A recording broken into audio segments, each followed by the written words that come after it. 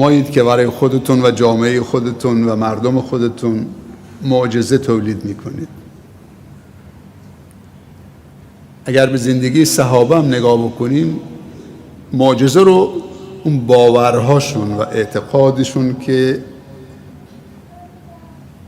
لا یتزعزع بود، تزلزل درش نبود. شما جمله حضرت موسی رو وقتی که قوم بنی اسرائیل رو هدایت میکرد، اونایی که همراهی کردن رسیدن به اون دریا، پشت سرشون هم فرعون و لشکر فرعون بود. بنی اسرائیل به موسی گفتن علیه السلام که ما رو تو چه وضعیتی قرار دادید؟ جلو ما دریاست، پشت سر ما هم فرعونه. جواب حضرت موسی چه بود؟ کلا. این کلا کلمه زجره، ردعه، دلالت بر قاطعیت میده. اذا عزمت فتوکل علی الله، دلالت بر عزم راسخ و استواری در عقیده هست. وقتی قلب تو بر عقیدش استواره، اینجاست که پای تو هم اقدام تو هم استقامت میکنه. اینجا وقتی لرزید پا هم میلرزه. اینجا وقتی که لغزش پیدا کرد پا هم میلغزه. اصل اینجاست که محل اعتقاد و باور ماست، باید راسخ باشه. گفت کلا ان معی ربی سیهدین. سبحان الله، به تأکید که همراه من رب منه. یه راهی رو الان، همین الان، نگفته سوف یهدین در آینده دور، سیهدین الان برای من باز میکنه، نشونم میده. پس این اعتقادش بود که عصاش کارساز شد. بعد خداوند گفت حالا عصا تو بزن به این آب دو نصف شد، مثل یه دیواری از هم جدا شد، یه راهی باز شد. پس آموزه های دینی و ایمانی و قرآنی و نبوی و ربانی رو توهی از محتوا نکنیم. اگه توهی کردیم وضعیت امروز مسلمان‌ها، همه چی شعاره، همه چی ظاهره، همه چی شکلیاته. طرف اگه حج میره میخواد پشت حجش قایم بشه، اگه تسبیح دستشه میخواد پشت تسبیحش قایم بشه، اگه نماز میخونه، اگه دیگه بهش گفتن آج آقا، یعنی دیگه هر کاری اجازه داره چه انجام بده. صحابه رسول الله صلی الله علیه وسلم قبل از بعثت پیامبر صلی الله علیه وسلم مشرک بودن. زنا جزو فضیلت در جامعه قریش بود، شراب جزو فضیلت بود. اگه کسی نمی نوشید، بیش از 30 تا اسم برای شراب انتخاب کردن و معشوقه خودشون قرار دادن و غزلخونی میکردن. ظلم، ربا، جهل، غدر. اسلام آمد با جان و دل پذیرفتن. 13 سال در زندگی مکی پیامبر روی فکر اونها کار میکرد که اینایی که وظیفه عقلشون که فکر کردن تعطیل کرده بودن، لقب جاهلیت گرفته بودن، تو 13 سال زندگی مکی اونها رو وادار کرد به فکر کردن. وقتی فکر کردن خودشون رو پیدا کردن، خداشون رو پیدا کردن و بعد شدن رهبران ارزشی جهان، همونایی که تا دیروز چه جنایت هایی نمی کردن. همونا بودن دیگه، ولی هم ظاهر رو گرفته بودن هم باطن رو، هم شکل و هم محتوا رو. از این که تا الان از تلاوت زیبای قرآن لذت بردیم، از شنیدنش خیلی عالیه، خیلی ثواب داره. از این که خودت خیلی زیبا قرآن رو تلاوت میکنید و لذت میبرید و دیگران لذت میبرن خیلی عالیه. جا هست که یک قدم جلوتر هم بریم. چه تلاوت‌های زیبایی میشنویم، به وجد میاییم، خسته نمیشیم. 2 ساعت، همه جوانن دیگه اینجا، هم میگیم اگه بیشتر وقت بود به اذان نمیخوردیم، سحری تو کار نبود، بیشتر بکنن. این صدای تلاوت زیبا کلام رب العالمین. ولی یک قدم جلوتر هم هست که باید اون گام هم برداریم، رو فهم و درک و محتوا و معنا هم فکر بکنیم. اون یه گامی به جلوست. بعد از اینکه خوب داریم لذت میبریم از شنیدن این الفاظ، این آیات و تلاوتش، گام دومم تو همین ماه تصمیم بگیریم که برداریم، بریم به طرف معنی. باور بکنید اگر از معانی این چیزایی که میخونن شما میفهمیدید، دیگه لذتش دوچندان میشد. گام سوم دوباره فهم و تبدیل به عمل کردن، زیبا خوندن، زیبا فهمیدن، زیبا عمل کردن و رفتار کردن.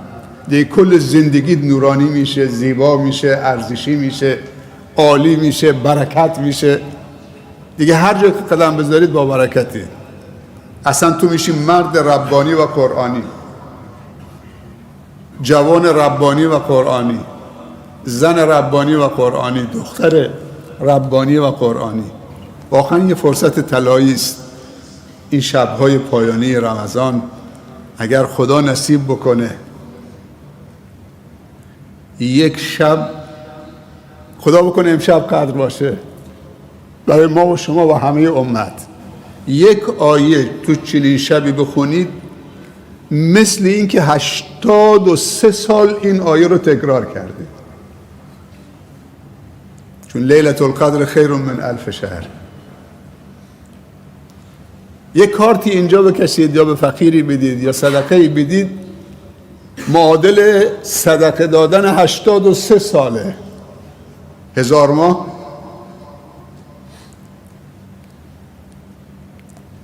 خداوند تو شبانه روز 24 ساعت معادل 1440 دقیقه، معادل 86400 ثانیه روزانه. خداوند روز 86400 ثانیه زمان به طور رایگان در اختیار شما میذاره. هر روز به حساب بانکی زمانی داره واریز میکنه. هر روز طول این 24 ساعت هر چی برداشت کردید از این بانکت و به کار گرفتید مال خودته، پس انداز کردید. هر چی تهش موند 50,000 ثانیهش موند، بلا فاصله خداوند حسابت خالی میکنه. اون 50,000 ثانیه که استفاده نبردید تو حساب نمیمونه، خالی میکنه، فردا یک حساب جدیده. کسانی هستن که هر 86,400 ثانیهش استفاده میکنن. باور میکنید؟ یعنی از بس که نیتشون و فکرشون مثبت و خیره، حتی وقتی خوابم هستن چه؟ حسابشون داره پر میشه. خوابشون هم دیگه عبادته، استراحتشون هم عبادته، کارشون هم عبادته، تفریحشون هم عبادته، لبخندشون هم عبادته، شادیشون هم عبادته. انسان ها چون معدن های طلا و نقره هستن. هر کدوم از ما و شما یک معدنه. وقتی از این ثانیه ها 86,400 ثانیه استفاده می کنیم، هر ثانیه یک پروژه است. هر ثانیه یک پروژه است.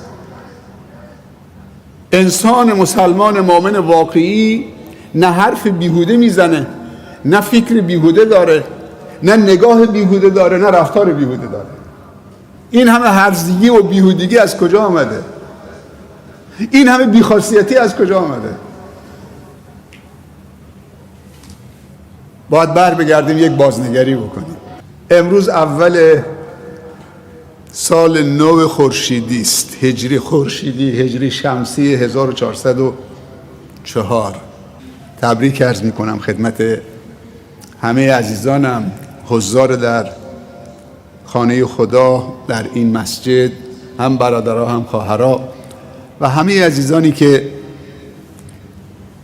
بالاخره صدای منو میشنون، تصویر منو میبینن. امیدوارم که ساری سرشار از تحول، برکت، علم، آگاهی، بیداری، درک، فهم، درایت، اخلاق، ایمان، تقوا، طهارت، پاکی، علم، دانش، صداقت، امانت، شهامت، مهرورزی، تلاش، اخلاص، هر چیزی که خوبه، هر چیزی که خدا گفته خوبه، برای همه عزیزانم خدا رقم بزنه. ولی یه آماری میخوای بهتون بدم که قبل از این که من بیام امشب تو مسجد واقعا خیلی گریم گرفت. به آمار وحشتناک چهارشنبه سوری امسال توجه بکنید. مجموعه مصدومان، اونهایی که زخمی شدن، 3276 نفر، فوتی ها 15 نفر، قطع عضو 172 نفر، 115 مورد آسیب چشمی، اونایی که فقط چشمشون آسیب دیده 933 نفر، 720 مورد در روز چهارشنبه،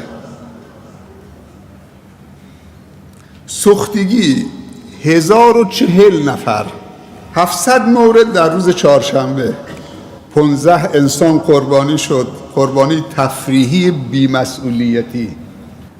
علما میگن روز جشن و عید و خوشحالی انسان مسلمان و هدفمند اون روزی است که درش معصیت خدا نکرده باشه و اون روزی است که عبادت و بندگی خدا و خدمت به خدا کرده باشه. خدا عید سعید فطر رو به ما داده، بعد از یک عبادت بزرگ عید سعید قربان رو به ما و شما داده، روز جمعه عید هفته رو به ما و شما داده.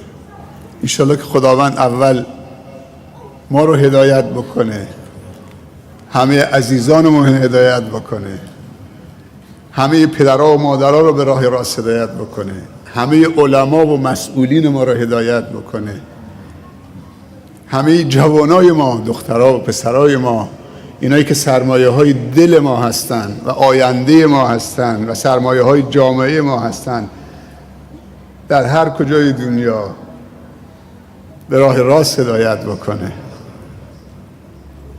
و خدا حفظشون بکنه و عمرشون رو با برکت بسازه